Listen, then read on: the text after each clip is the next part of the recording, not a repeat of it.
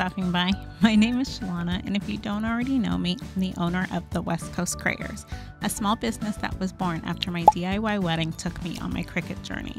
But you might also know me as Trillianinspace, one of the moderators of the Cricut subreddit.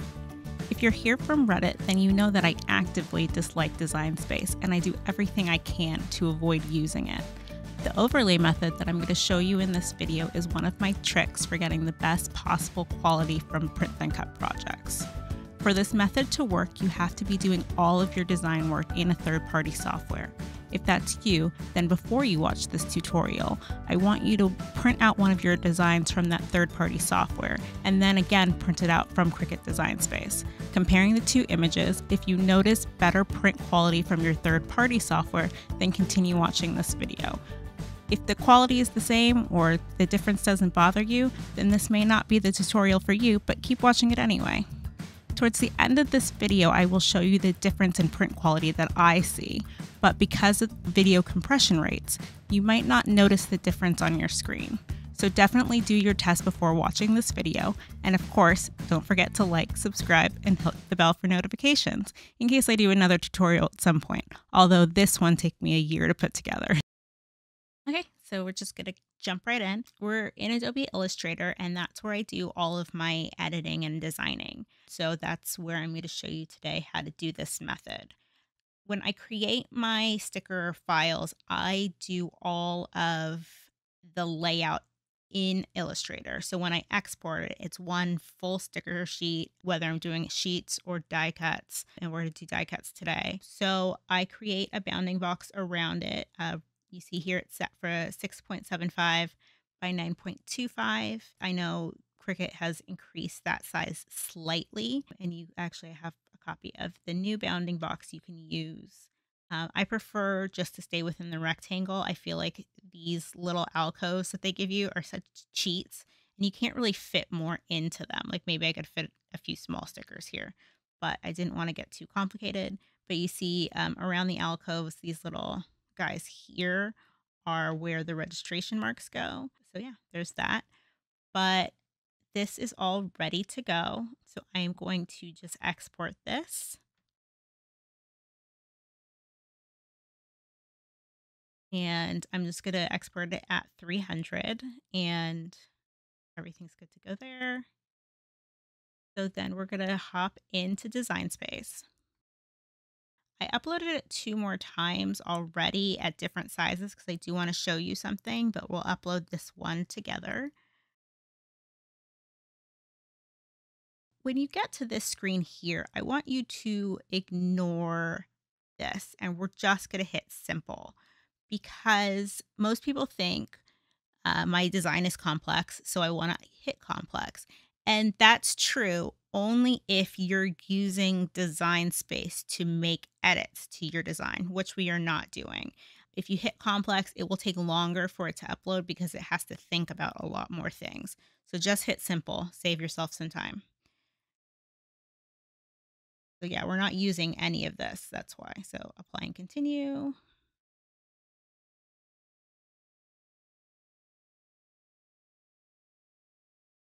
Okay, so we have our image.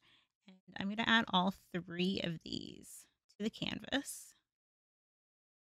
This is what I want to show you. Design Space can only read things in 144 dpi.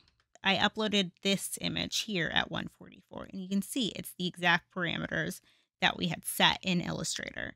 And so it will import exactly as designed. However, 144 is really, really terrible quality. So don't use that. The second thing is, so this is the one we just uploaded ourselves, and you can see it blew it up here. And the reason why is because it can only read 144. So it's blowing it up to match the pixel ratio. But if we drop it back down to size, it will increase back to the original DPI that we had uploaded as. But you still get this stupid low resolution warning. And I don't know why Cricut does that just to drive people crazy. It doesn't matter, especially for this method. But even if you're not using this method, If you uploaded it at 300 and had to shrink it down, it's going to print just fine. It's going to print the way you wanted it to. But if that warning really bothers you, then upload it a lot larger than that. So you see this, I uploaded at 144, but I increased the size to 20 inches. And now if I decrease it, warning has gone away. So if the warning thing really bothers you, that's the way to get rid of that. But I'm going to keep our original image and we're done. After you upload it, you don't have to do any finagling here in Design Space. You just hit make it. I'm not saving it because I hate you. Everything here is good, so you don't need to change anything. And we're going to print this as a PDF, and I'm going to show you how to do it on each type of device. Here we're using Windows, so we're just going to hit send to printer. I have PDF set as my default printer, but if you don't, you would just pick the drop down here and select Microsoft Print to PDF. You're going to turn the bleed off, and I can hear Danky screaming at the top of her lungs from the Great White North. No, don't do that. But there's a reason here, method to my madness, trust me. You don't need to use the system dialog box in Windows if you're doing this, and I'll show you why. If you click that on, because we're printing to a PDF, there are no preferences. It's just telling you what orientation. So, and you're going to hit print. So there's really no reason to click that box when you're printing as a PDF. Here we are going to save this. Learn how to spell. Here are the steps for saving to a PDF on a Mac.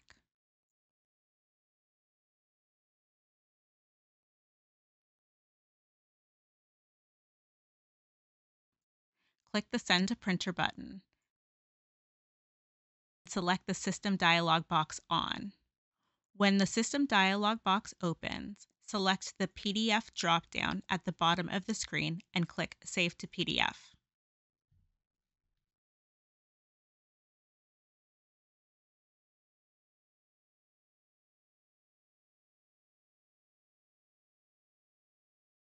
Here are the steps for saving to a PDF on an iOS device. On the Mat Setup screen, at the top left is where you toggle the bleed on or off. On mobile devices, you must connect to your Cricut before you're allowed to print, so make sure that you have your machine close by. When you click Send to Printer, you click the Share icon at the top of the screen that pops up. At the bottom, you can click Save to PDF and then save your file as normal. Here are the steps for saving to a PDF on an Android device. Unlike the other machines, the toggle for the bleed is right after you hit Make It.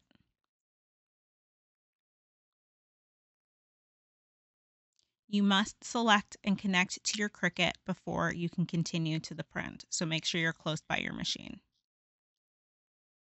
When you click Send to Printer, there is a drop-down at the top of the screen. The first thing that populates when you hit the drop-down is the Save to PDF function.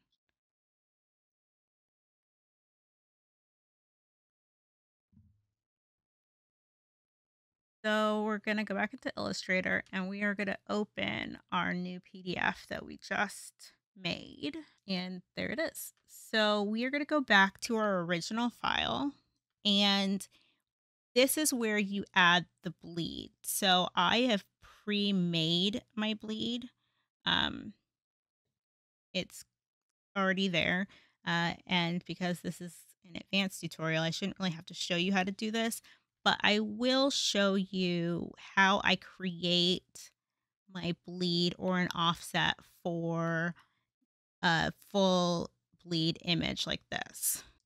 So I have the image here again.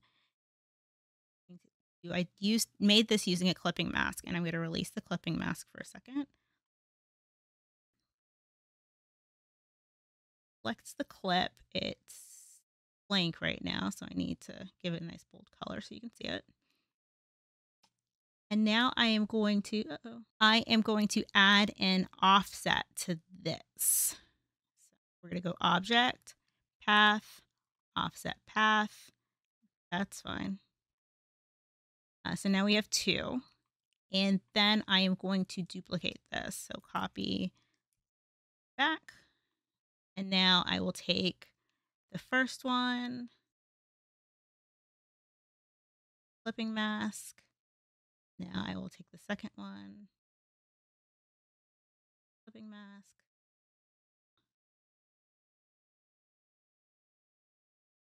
That's how you add bleed to an image.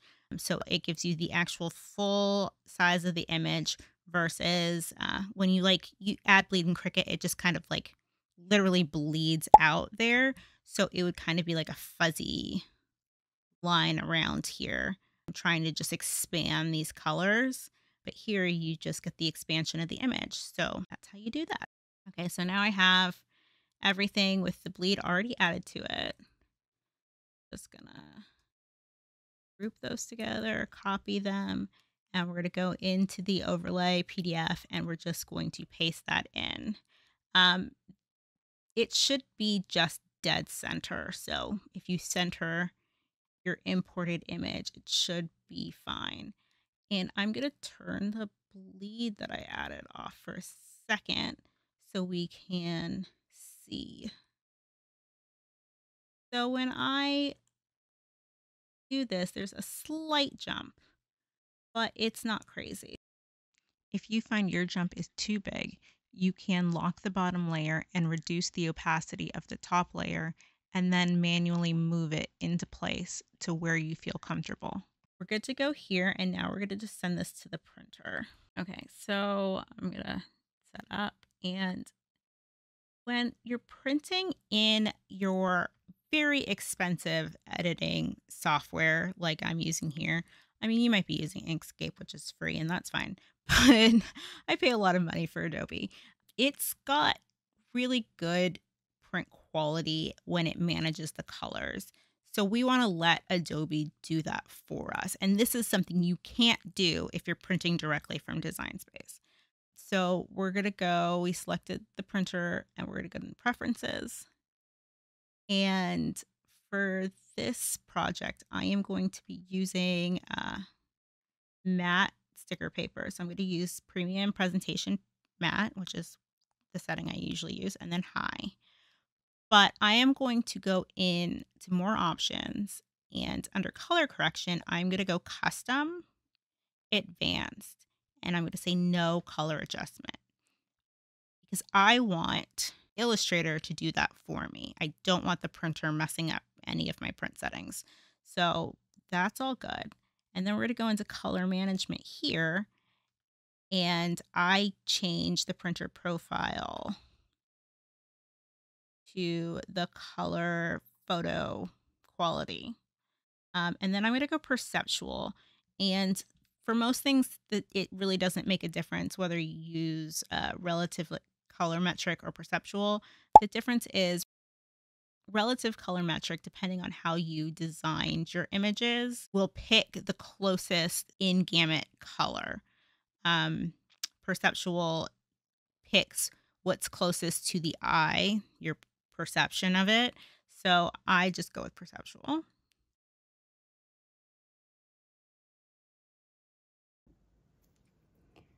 Okay, so now that we have everything cut out, you can't really tell the difference until I cut them and show them up under the close-up camera, but here they are.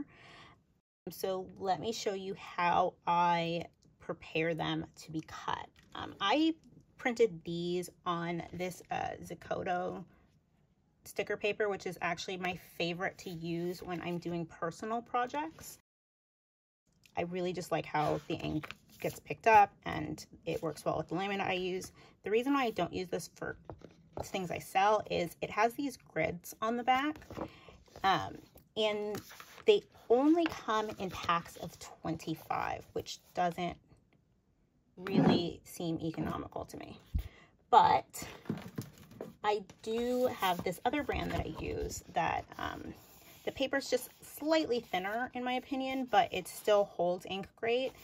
I don't have a box of it, so I'm going to superimpose an image right here of that. And you can see it's blank on both sides. So one side is the matte side for the stickers, and the other side is just like, you can feel the difference. It's just like paper.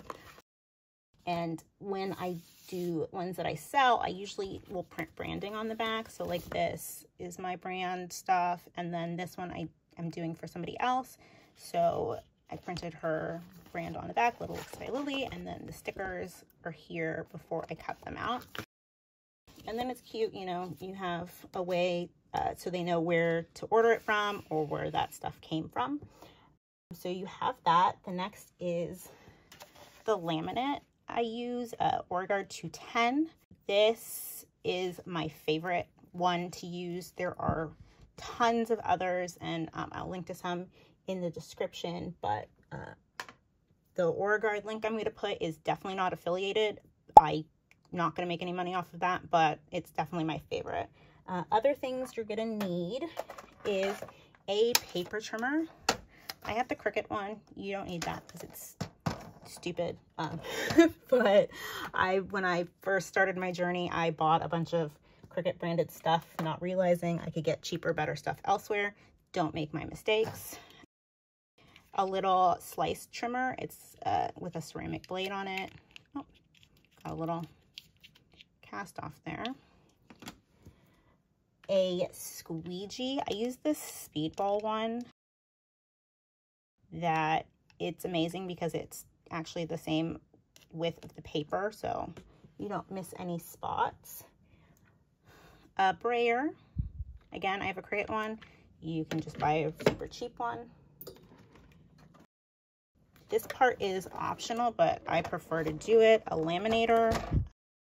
I have this ink machine because I also do toner activated foil projects, but you can really just use any laminator. I actually have another, you know, like $20 laminator that I use when I'm in massive projects and have everything going at once. And then a mat, and these are just cheap off-brand mats that I got on Amazon. So there's that, and let's get to the lamination process, because a lot of people constantly ask me, how do you do it without getting bubbles?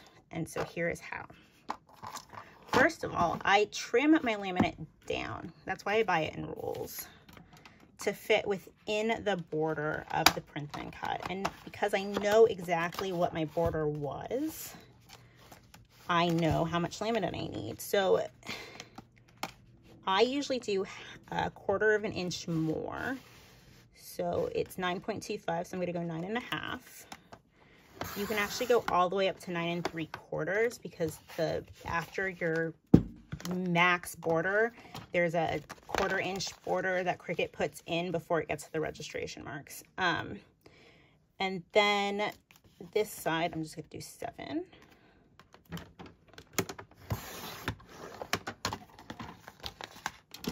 Okay, and I usually save these scraps for when I do test cuts, because I never use the preset stuff. I always do my own test cutting to find my perfect settings, and it's better to waste those instead of waste actual full sheets. So I just put the little strips on a piece of sticker paper and then run my test cuts. And then I take this little slice ceramic cutter, and I very gently, and it takes practice to do this. So also you can use those cast-offs as a way to practice it. Let's see if I can do this in my first tick. And you're gonna just gently, you don't wanna go too hard or you'll cut all the way through. Slice off the backing paper. Oh my God, did I do it? Almost. Of course, I thought I was gonna have like a perfect pull and you guys were gonna be so impressed. Okay. And I reveal just a little bit of the layer there. Let me put this to the side. And I'm gonna grab the stickers. Done with you, slice. And then I'm just going to, so when you print and you put the overlay, you can remove the black box. You can just cover it with white, so then that way you're not wasting ink. But I leave it just so I can make sure that all of my stickers are covered with laminate, especially if I'm using, like, if I try to like reuse little scrap pieces, that becomes really helpful. So I line up it on this end, and then I just come through and just gently push my finger on the exposed end. and then flatten both directions so that that's nice and flat. Then that's when the handy squeegee comes in. So I am going to, I can't if I get this on camera, flip the laminate over and pull gently up the top of the backing sheet. And then I'm going to hold with one hand the edge of the paper and just kind of shimmy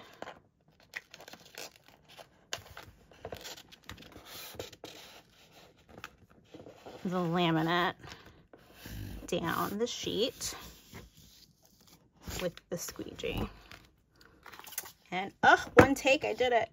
And I don't know if you can see it, but okay, right there you can. If you see, there's like these little lines in there. You can like go back over and push that out and then leave it overnight, and usually all of that like goes away. But when you're impatient like I am, and you got a lot of things to get done because, you know, I have 3 kids, I don't have time for this. That's when I put them in the laminator. And usually when I'm doing a big order, I will put like 4 through the laminator at once. You don't need any heat, so the 0 setting, and you just run it through.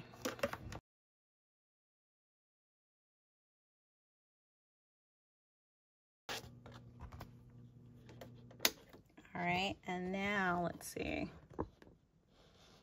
You see that those weird lines are gone. So, nope, no bubbles. Perfectly laminated stickers.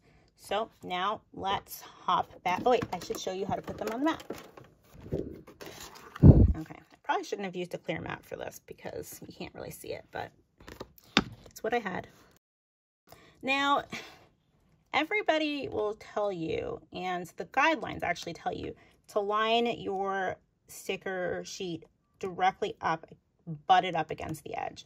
And I don't do that myself because, and I also do this when I calibrate it, and I will link to the subreddit's calibration guide if you're just popping on here and aren't part of our sub.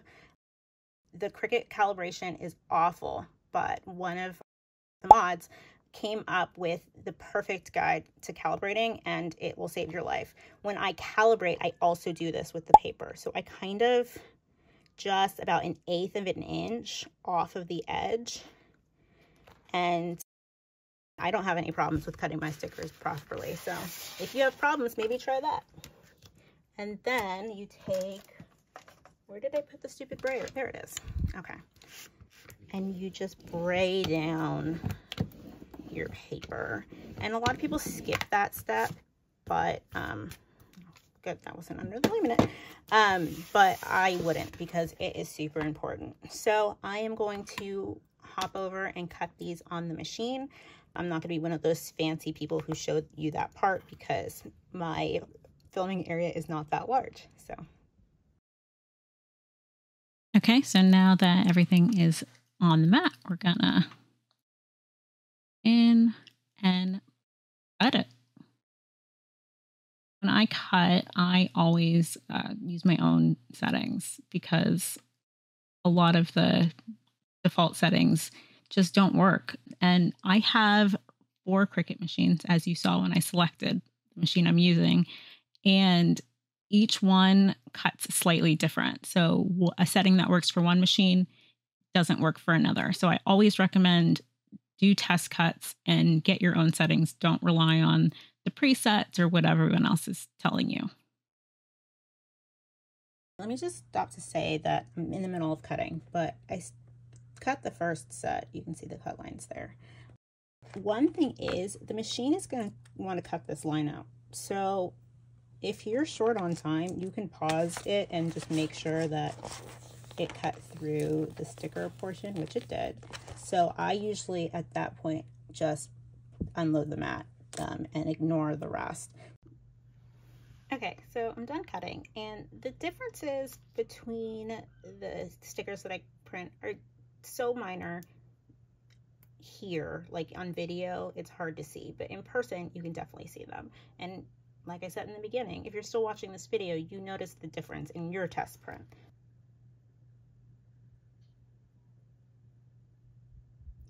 Okay, so this is the one that plays best on camera, and that's why I did this.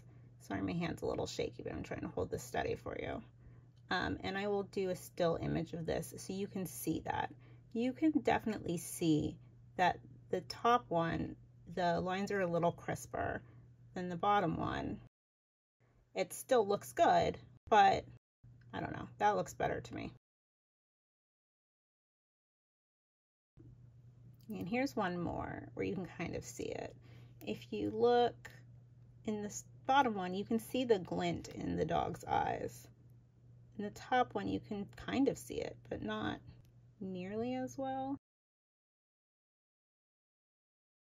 And the last thing I want to talk about is if this method works with the new Create sticker feature.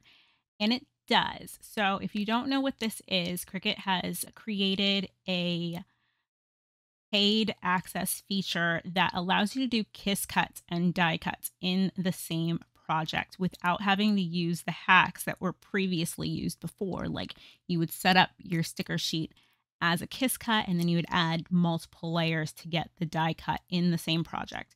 They've eliminated the need to do that with this. But you have to be an Access subscriber to use it. And I had a free trial to Access, so I signed up and decided to test it out. The method does work with this. However, because you're setting up borders in Design Space, so let's do cut interior shapes. And right now this is fine, right? But if I decide to add that die cut edge,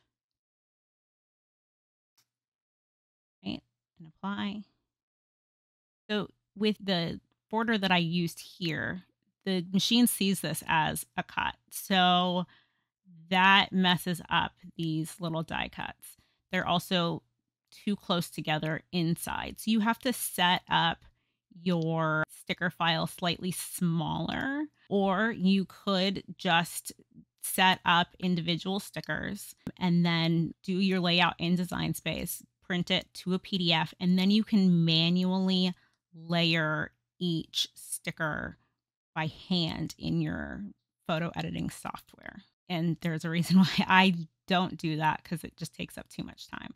So if you have Access and you want to use the Create sticker feature, but you still want to do the overlay method, you can. You just have to be mindful of the sizing of both your lining borders and how close your stickers are together. There is a lot of misinformation that I've seen so far that the Create sticker feature increases the amount of size that you can use for stickers. And I can prove right now, as I did this, it increased the size of the sticker sheet because it added these borders. And if I go into my warnings over here, it's showing us the image is too large. So, and it's telling us we have to go back down to the original size. So you don't get more bang for your buck with this new border. Actually, that even shows me it needs to be smaller, the shape. Yeah. So see, so don't listen to the people who are telling you this feature, you need it because you get more stickers on your page. That is incorrect. Well, that's it. If you stuck with me through this whole video, thank you so much for watching. If you found it helpful, please hit the like button and consider sharing it with a friend. If you didn't like it, please tell me in the comments why. I'm a beginner and I'd love to hear from you on how to do better. I always love to help with Cricut issues, so if I can help you in any way, please message me or come say hi on our subreddit. I don't have a catchphrase yet, so I'll just say thanks again and bye.